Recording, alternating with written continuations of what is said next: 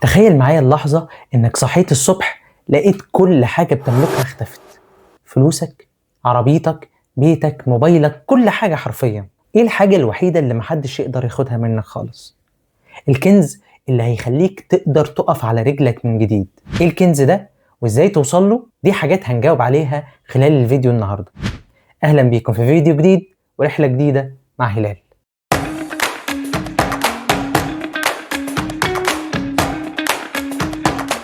بعد الحرب العالمية الثانية ألمانيا فاقت على كابوس كبير جدا.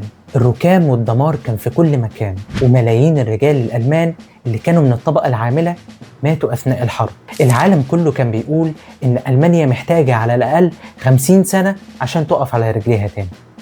بس مش ده اللي حصل بالظبط، لأن في خلال من 10 ل 15 سنة ألمانيا بدأت تستعيد عافيتها. المصانع بدأت تشتغل، تم ترميم البنية التحتية، ومش كده وبس، ده ألمانيا بدأت تصدر بعض المنتجات لدول أخرى. طب إيه السر في كده؟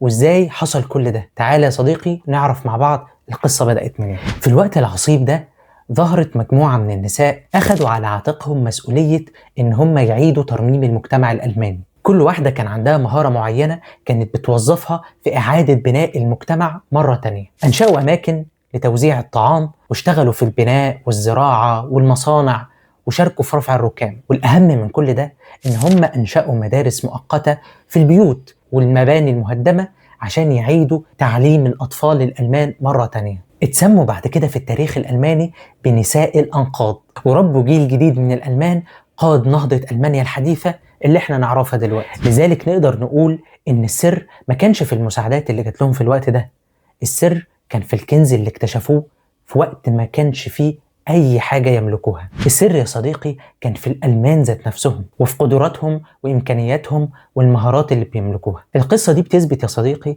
إن المهارات هي أهم أصل ممكن تمتلكه حتى الدول، مش الأفراد بس، وإن أحسن قرار ممكن تاخده في حياتك هو إنك تستثمر في مهاراتك، لأن المهارات دي بتخليك شبه الذهب بالظبط. لو حتى الظروف جت عليك في يوم من الأيام وغطيتك بطبقة تراب، مجرد ما نمسح الطبقة دي يرجع الذهب يلمع من جديد. المهارات هي رصيدك الحقيقي في الحياة، واللي بيها تقدر تكون رصيد كبير في البنك. هتقول لي خلاص يا أحمد اقتنعت بكلامك. يجي هنا بقى السؤال المهم، إزاي أقدر أكتشف المهارات اللي عندي وأقدر أوظفها صح إزاي؟ بس الأول خلينا نعرف يعني إيه مهارة. المهارة ببساطة هي القدرة اللي بتكتسبها بالتدريب والتجربة، واللي بتخليك تعمل حاجة معينة بكفاءة وإتقان.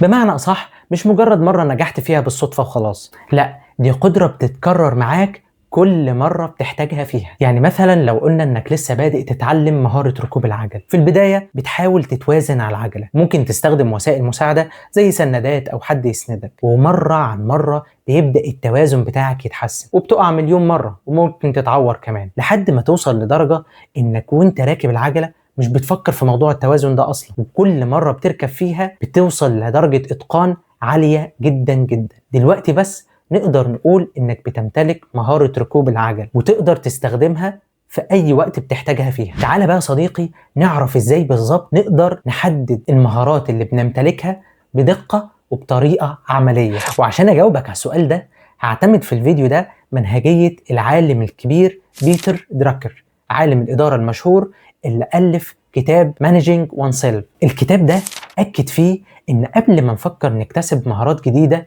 لازم الأول نعرف إحنا واقفين فين، وإيه الموارد والمهارات اللي إحنا بنمتلكها بالفعل، وإن مفتاح النجاح الحقيقي إنك تقدر تبني على نقاط قوتك وتطلع أقصى استفادة من مهاراتك الحالية. هتقول لي طب وأنا أعرف منين أنا واقف فين وإيه المهارات بتاعتي؟ أقول لك سهلة يا صديقي، المهارات زي ما قلنا في بداية الفيديو ليها علاقة أساسية بالتجارب والمواقف اللي مرينا بيها. يعني مثلا وانت في الجامعة او حتى في الشغل وكان في مشروع جماعي والمجموعة كلها تايهة ومش عارفين ينسقوا مع بعض ومش عارفين يبدأوا منين، لكن انت قدرت تنظم الشغل، توزع المهام وتنسق ما بين اعضاء التيم كله، وبالفعل قدرتوا في النهاية تطلعوا مشروع كويس جدا. دي يا صديقي مش بالصدفة، دي مهارة اسمها مهارة القيادة. وكل مرة تتكرر معاك مواقف مشابهة ده معناه انك بالفعل تمتلك المهارة دي. وقيس على كده مواقف كتير جدا بنمر بيها نستخدم فيها مهاراتنا من غير ما نشعر او حتى نرصد الكلام ده. وعشان كده عايزك تبدأ حالا بعد الفيديو ده. جهز نوتة خاصة بيك، حطها في مكان سهل توصل له، على المكتب بتاعك أو في شنطتك أو حتى على الموبايل، وابدأ راقب نفسك. كل ما تتعرض لموقف حليت فيه مشكلة أو تفوقت فيه أو عملت حاجة خلتك فخور بنفسك ولو كانت صغيرة، اكتب الموقف ده فورا. وكل ما يتكرر موقف تاني استخدمت فيه نفس المهارة، ده بيأكد إنك بتمتلك المهارة دي وإنها من نقاط قوتك. طب نوظفها إزاي في حياتنا المهارات دي، وإزاي نحولها كمان لمصدر دخل لينا؟ ده كله هنتكلم عنه في الفيديوهات الجاية. مهمتك دلوقتي يا صديقي ترصد لي أكبر قدر من المهارات اللي انت بتمتلكها فعلا، واكتب لي في الكومنتات ايه أكتر مهارة انت مميز فيها أو اكتشفتها في نفسك. دلوقتي يا صديقي نقدر نقول انك حطيت ايدك على اول خيط في خريطة الكنز بتاعك، وتقدر من النهاردة تبدأ رحلتك في اكتشاف كنزك الخاص. وفي النهاية صراحة حابب اشكر كل الناس اللي تابعتني في الفترة اللي فاتت وكتبت لي كومنتات جميلة جدا جدا. دعمكم ده بيخليني اتحفز واستمر في المحتوى اللي انا بقدمه. شكرا جدا جدا ليكم. ما تنسوش بقى تعملوا لايك وسبسكرايب وتفعلوا زر الجرس عشان يجيلكم الفيديوهات الجديدة وتشيروا مع حبايبكم. أشوفك يا صديقي في فيديو جديد ورحلة جديدة مع هلال. سلام.